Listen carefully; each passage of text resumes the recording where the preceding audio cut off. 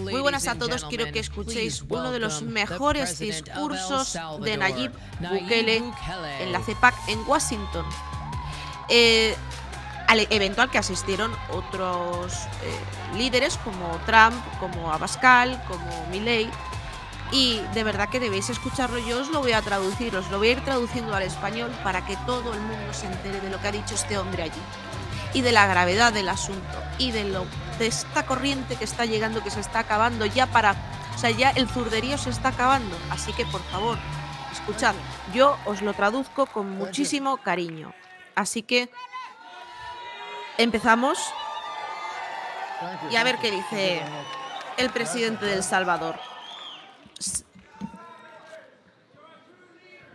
Thank you.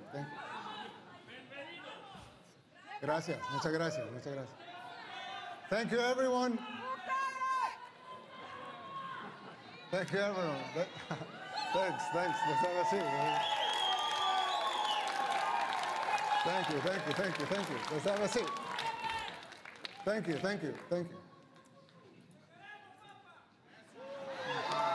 I love you too. Dear Matt and Mercy. Estimados Matt y Mercy, gracias por esta amable invitación y por recibirme aquí en el CEPAC. Es un verdadero honor estar aquí apenas unos días después de nuestras elecciones presidenciales y legislativas, que, por cierto, pulverizaron a la oposición.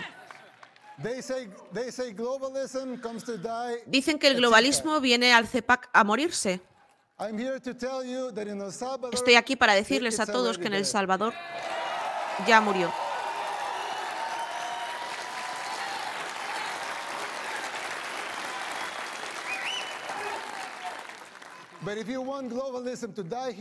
Pero si quieren que el globalismo muera aquí también, deben estar dispuestos a luchar sin complejos contra todo y contra todas las personas que lo defienden. Luchen por sus libertades.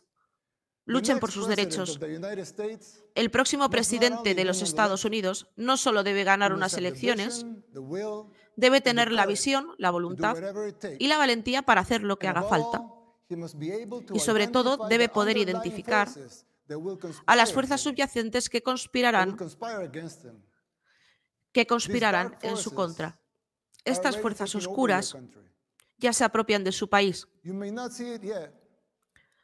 Puede que no lo vean todavía, pero ya está en marcha. No lo ven claramente porque, como personas, estamos diseñadas para ver cambios lineales, pero no exponenciales. No siempre nos damos cuenta de lo rápido que un problema puede multiplicarse y salirse de control. El problema se parece mucho a la metáfora del síndrome de la rana hervida. Una vez que el agua hierve, ya es demasiado tarde.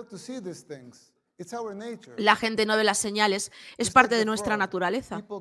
Al igual que la rana, las personas nos acostumbramos y no nos damos cuenta de lo mal que van las cosas hasta que ya es muy tarde. Por supuesto que sé que El Salvador es un país mucho más pequeño, pero más allá de las diferencias, tiene algo en común con lo que enfrenta Estados Unidos. También tuvimos muchos problemas aparentemente aislados en los años 60 y 70 y como país no nos dimos cuenta de su gravedad, hasta que los problemas se convirtieron en una guerra civil. Cuando venimos a reaccionar ya era muy tarde. Ya estábamos hervidos como la rana y nos tomó 50 años, 2 guerras, 250.000 vidas y una tercera parte de nuestra gente que se desplazó y casi un milagro para recuperar nuestro país. Le gritan: hiciste falta tú.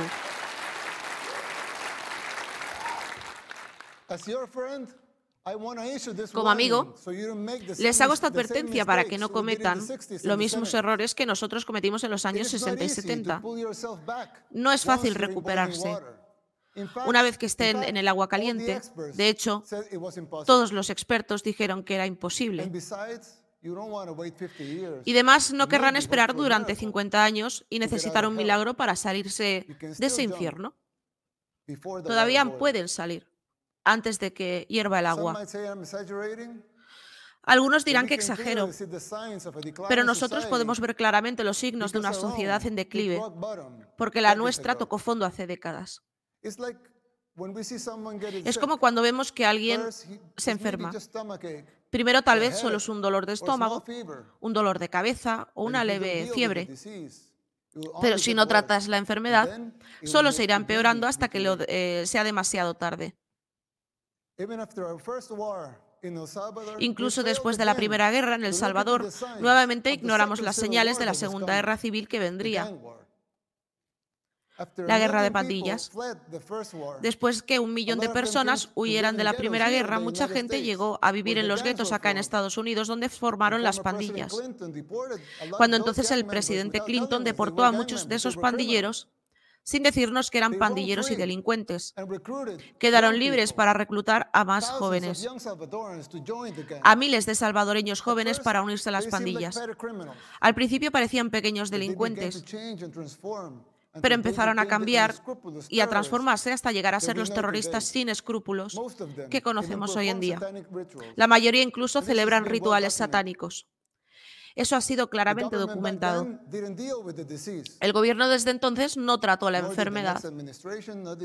Tampoco el gobierno que vino después ni los gobiernos siguientes.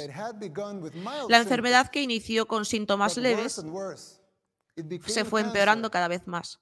Se convirtió en un cáncer que parecía no tener cura. Ya estamos viendo estos síntomas en los Estados Unidos. Grandes ciudades como Baltimore, Portland y Nueva York, por citar algunas, son lugares donde el delito y las drogas se han convertido en la realidad cotidiana, incluso como algo aceptado y promovido por el gobierno. ¿Cuántos jóvenes se han perdido en las calles de Filadelfia o San Francisco por el fentanilo?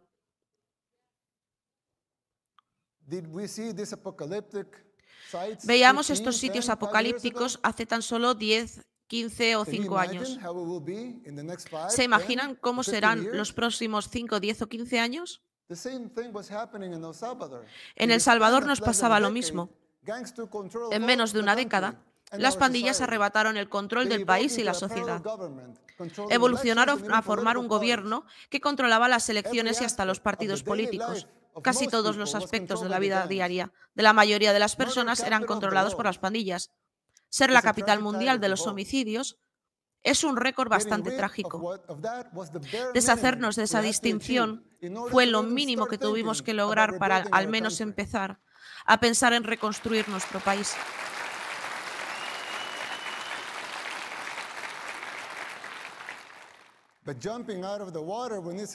Pero saltar del agua cuando ya está hirviendo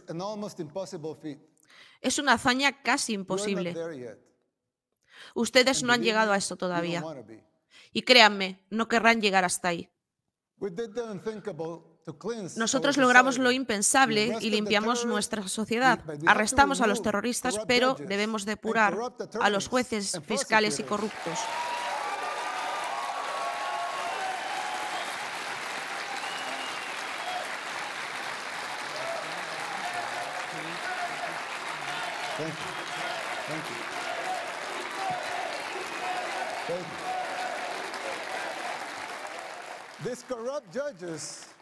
Estos jueces y fiscales corruptos liberan a los pandilleros.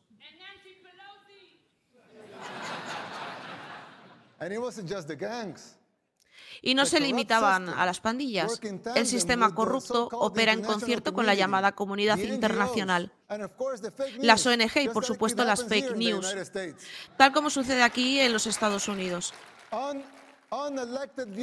Los burócratas que no han sido electos intentan imponer políticas públicas. ¿Quiénes los eligieron? No tienen un mandato democrático. Si quieren intervenir, deberían postularse a las elecciones y que la gente vote. No les iría bien. Si las elecciones son libres y justas,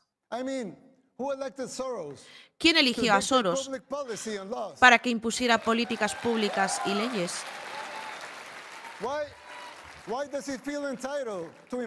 ¿Por qué se siente con el derecho de imponer su agenda? Déjenme contestarles. Soros y sus aliados se estrellaron contra un muro en El Salvador.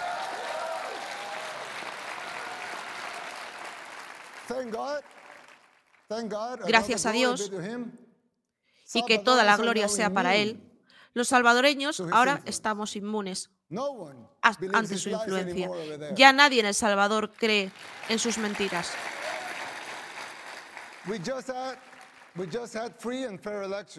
Recién tuvimos unas elecciones libres y justas y logramos un triunfo aplastante con más del 84% de los votos.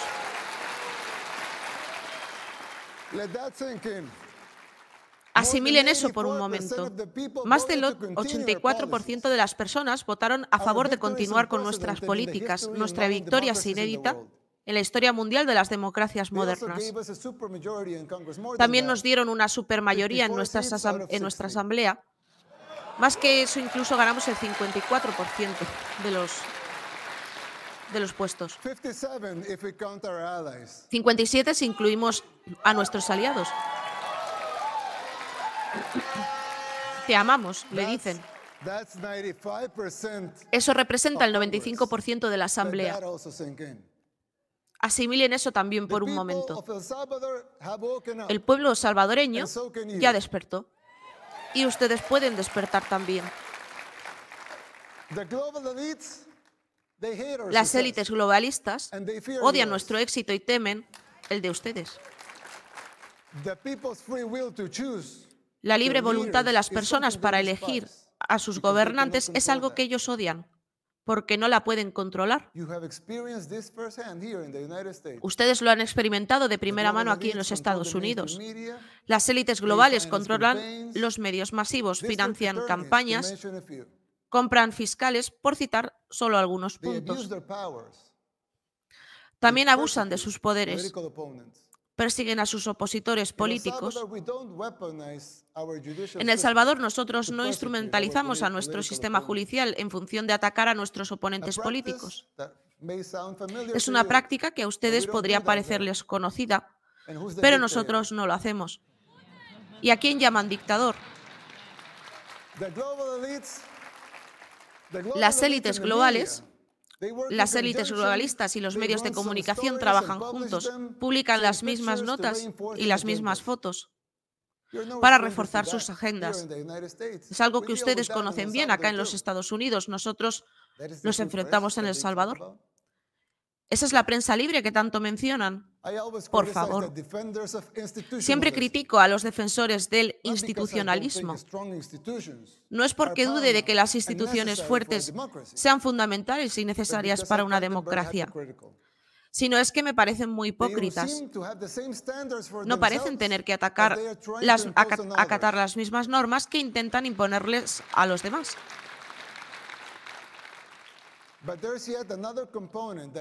Pero hay un componente adicional que es hasta más peligroso que una simple doble moral.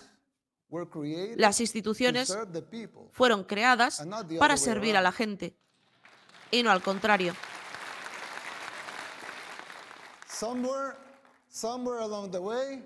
En algún punto del camino, estas personas olvidaron el propósito fundamental de las instituciones, de la propia institución. Cuando se creó el sistema judicial, se creó por la necesidad de hacer justicia. Pero ahora parece que un control de los jueces y los fiscales es lo primordial y que la necesidad de justicia solo viene por adición. Les cito otro ejemplo. La policía se creó para imponer la ley o el orden. Entonces, que imponga el orden.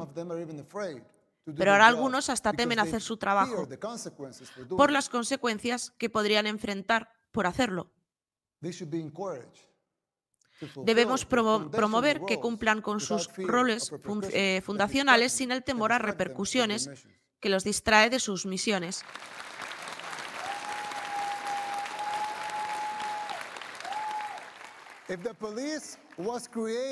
Si la policía se creó para imponer la ley y el orden, que imponga la ley y el orden.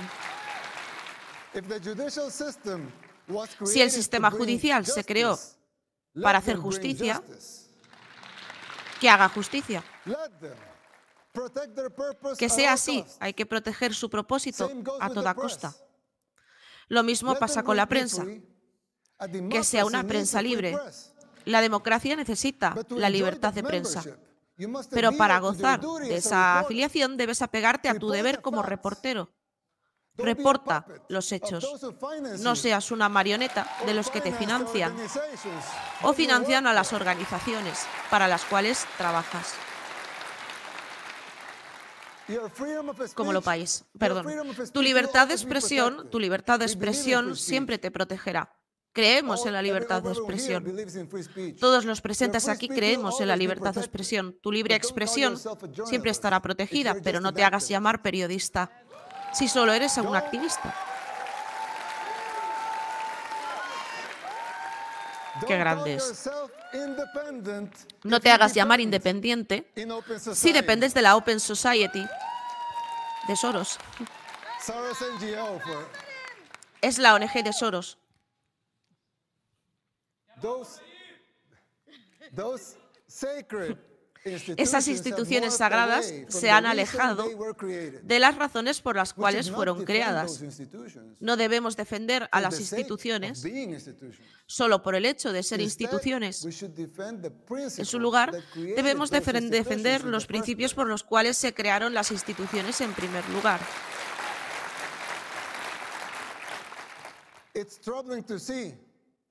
Es preocupante ver que esto pasa en todos lados, no solamente en El Salvador y en los Estados Unidos, sucede en todas partes. Pero incluso aquí, en los Estados Unidos, en el país más poderoso del mundo, incluso sucede aquí.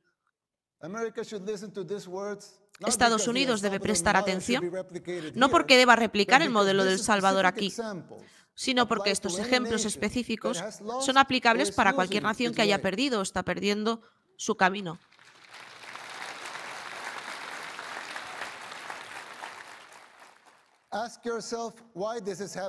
Pregúntense por qué está pasando. Pregúntense quiénes lo apoyan y si es por ignorancia o porque así lo han decidido. Y hagan la lucha. Luchen con todo el corazón y el alma y conviértanse en un faro de esperanza. Conviértanse en aquel faro de esperanza con todas sus fallas, como las tiene cualquier ser humano. Alguna vez soñaron para su país.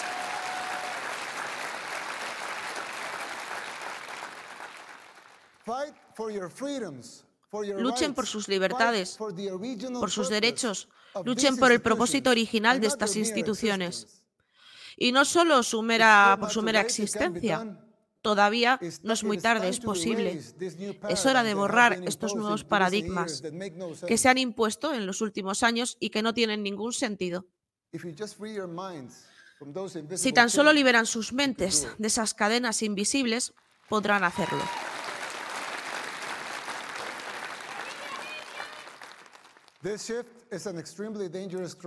Este cambio refleja una tendencia muy peligrosa que socava a las instituciones. Su eficacia y su credibilidad están en juego, tanto en casa como fuera del país. Se lo advierto como amigo. Deben apegarse a los principios y propósitos fundacionales y denunciar a este nuevo institucionalismo. Podrían creer que todo eso se resume como si no fuera algo suficiente, ¿no? Pero, lástima, penosamente hay más. Hay otras instituciones más difíciles de diagnosticar. Observemos, por ejemplo, la situación financiera de los Estados Unidos. Cuando hablo con mis amigos conservadores aquí, siempre me dicen que el problema es que los impuestos son muy altos. Pero se equivocan. Claro que los impuestos son muy altos. Aquí en los Estados Unidos, lo reconozco. En eso tienen razón. Pero ese no es el problema real. El problema real no tiene que ver con los impuestos altos, sino con el hecho de que esos impuestos no son lo que realmente financian al gobierno. Incluso esas tasas más altas en muchos lugares del mundo, incluso impuestos que no son para financiar al gobierno. Entonces, ¿quién financia al gobierno? El gobierno se financia con bonos emitidos por el Departamento del Tesoro, con papel. ¿Quién compra estos bonos? Principalmente la Reserva Federal. ¿Y cómo los compra la Reserva Federal? Imprime billetes. ¿Y qué respaldo tiene la Reserva Federal para el dinero que imprime? Pues los propios bonos del Tesoro. En esencia, el gobierno se financia con dinero que imprime de la nada. Se podría preguntar, bueno, si el gobierno puede imprimir dinero ilimitado desde la nada, entonces, ¿por qué cobran impuestos? Claro.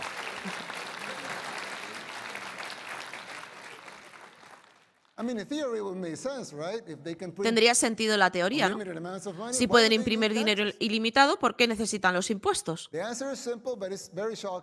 La respuesta es sencilla, pero impactante. El problema real es que están pagando impuestos altos solo con el fin de mantener la ilusión que financian así al gobierno y que no es verdad. Es impactante. Pero es cierto. El gobierno se financia con el dinero que imprime. Un papel respaldado por otro papel. Es una burbuja que tarde o temprano estallará. Y el caso es que es aún peor de lo que parece. Si la mayoría de los estadounidenses y el resto del mundo se llegaran a enterar de esta farsa, se perdería toda la confianza en su moneda, caería el dólar y con él la civilización occidental. Si el próximo presidente de los Estados Unidos no hace los cambios políticos y estructurales necesarios, tarde o temprano estallará la burbuja. Todavía queda tiempo, están a tiempo, no tienen que cometer los mismos errores que nosotros cometimos en los años 60 y 70. Todavía pueden saltar antes de que hierva el agua. Ganar las elecciones por sí solo no será suficiente para resolver estos problemas. No van a desaparecer simplemente como consecuencia de un resultado electoral. Haría falta una reingeniería del gobierno de arriba hasta abajo. Hará falta tomar decisiones difíciles, como las que tomamos en El Salvador desde el año 19, que ya están dando sus frutos. Será difícil. El sistema se resistirá, pero tienen el derecho de determinar su propio destino.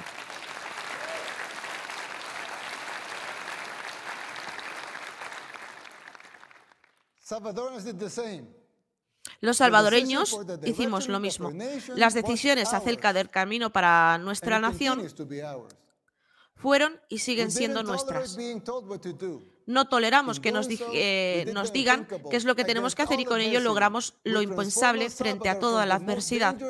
Transformamos El Salvador del país más peligroso del mundo al país más seguro del hemisferio occidental.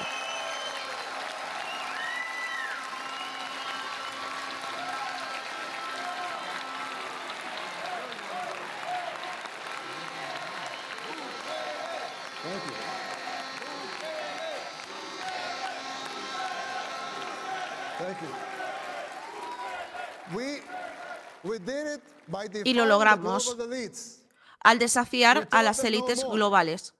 Le dijimos, ya basta. Y ese es mi mensaje para ustedes. Libren esta batalla porque al final valdrá la pena. Ha valido la pena para nosotros y recuperarán a su país.